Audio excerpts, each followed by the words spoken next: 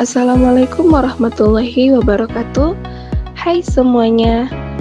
Kali ini kita membahas mengenai keterampilan guru dalam memberi penguatan dan membimbing diskusi.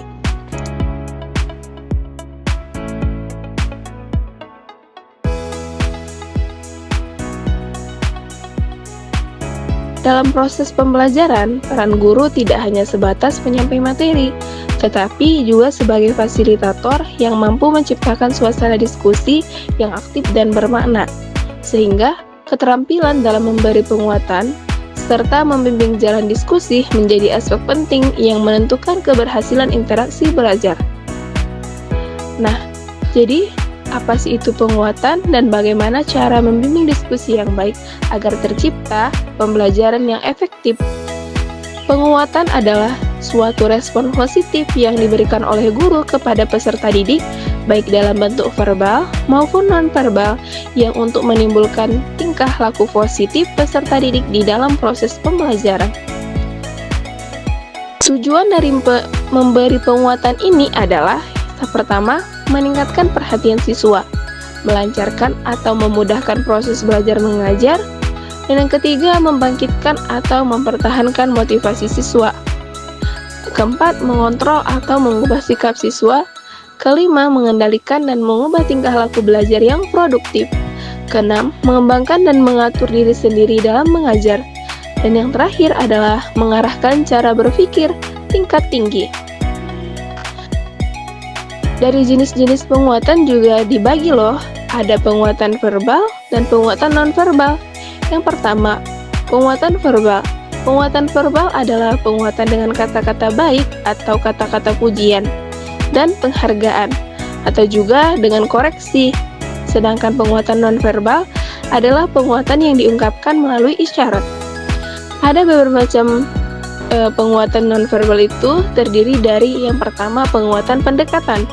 Ada penguatan gerak isyarat, penguatan dengan sentuhan, penguatan dengan kegiatan yang menyenangkan, penguatan berupa simbol atau benda, dan jika siswa memberikan jawaban yang benar, hanya sebagian saja yang benar, itu juga ada penguatannya.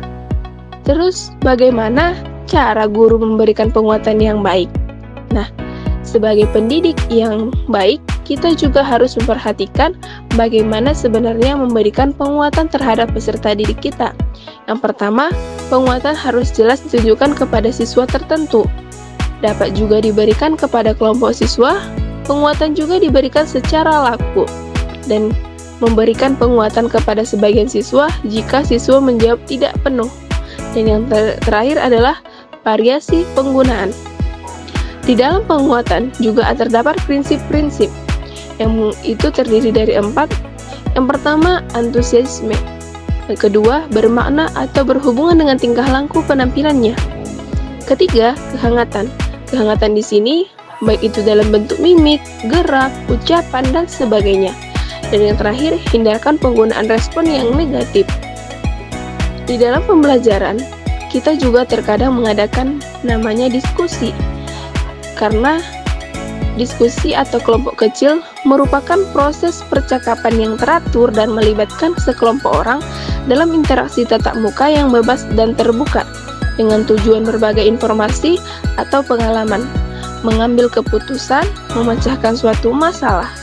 Kegiatan diskusi bisa terjadi dalam berbagai aspek kehidupan seperti politik, ekonomi, budaya, bisnis, pendidikan, apakah dalam skala kelompok besar maupun kecil. Diadakannya diskusi memiliki tujuan dan manfaat. Jadi, tujuan dan manfaat diskusi yang pertama adalah memupuk sikap toleransi, yaitu setiap siswa saling menghargai terhadap pendapat yang dikemukakan oleh setiap peserta diskusi. Yang kedua, memupuk kehidupan demokrasi, yaitu setiap siswa secara bebas dan bertanggung jawab terbiasa mengemukakan pendapat, bertukar pikiran untuk mencapai tujuan pembelajaran yang diharapkan. Yang ketiga, mendorong pembelajaran secara aktif, yaitu siswa dalam membahas suatu topik pembelajaran tidak selalu menerima dari guru. Akan tetapi, melalui kerjasama dalam kelompok diskusi, siswa belajar mengembangkan kemampuan berpikirnya, belajar memecahkan masalah, Dan yang terakhir, menumbuhkan rasa percaya diri, yaitu dengan kebiasaan untuk berargumentasi yang dilakukan antar sesama teman dalam kelompok diskusi akan mendorong keberanian dan terbinanya rasa percaya diri bagi siswa untuk mengajukan pendapat maupun mencari solusi pemecahan dari suatu permasalahan.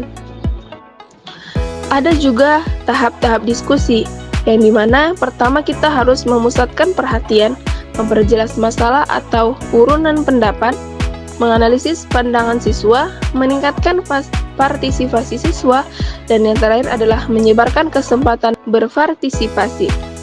Dan sebelum kita menutup diskusi tersebut, adapun kegiatan yang harus dilakukan oleh guru atau pemimpin diskusi dalam menutup diskusi antara lain yang pertama adalah membuat rangkuman sebagai kesimpulan atau pokok-pokok pikiran yang dihasilkan dari kegiatan diskusi yang telah dilaksanakan. Kedua, menyampaikan beberapa catatan tidak lanjut dari kegiatan diskusi yang telah dilakukan baik dalam bentuk aplikasi maupun rencana diskusi pada pertemuan berikutnya. Dan yang ketiga, melakukan penilaian terhadap proses maupun hasil diskusi yang telah dilakukan seperti melalui kegiatan observasi, wawancara, skala sikap, dan lain sebagainya. Penilaian ini berfungsi sebagai umpan balik untuk mengetahui dan memberi pemahaman kepada siswa terhadap peran dan partisipasinya dalam kegiatan diskusi tersebut. Hal ini penting untuk lebih meningkatkan aktivitas siswa dalam pembelajaran melalui diskusi yang akan dilakukan pada kegiatan berikutnya. Nah, kesimpulannya dari keterampilan guru dalam penguatan dan membimbing diskusi, di mana penguatan adalah suatu respon positif yang diberikan oleh guru kepada peserta didik, baik dalam bentuk verbal maupun non-verbal, yang untuk menimbulkan tingkah laku positif peserta didik di dalam proses pembelajaran. Di mana jenis penguatan yang diberikan oleh guru yaitu penguatan verbal dan penguatan non-verbal. Yang kedua, di mana diskusi adalah kegiatan diskusi dalam proses pembelajaran dilakukan untuk memberi kesempatan kepada siswa membahas suatu permasalahan atau topik dengan secara setiap siswa mengajukan pendapat, saling tukar pemikiran untuk memperoleh kesimpulan bersama dari diskusi yang telah dilakukan.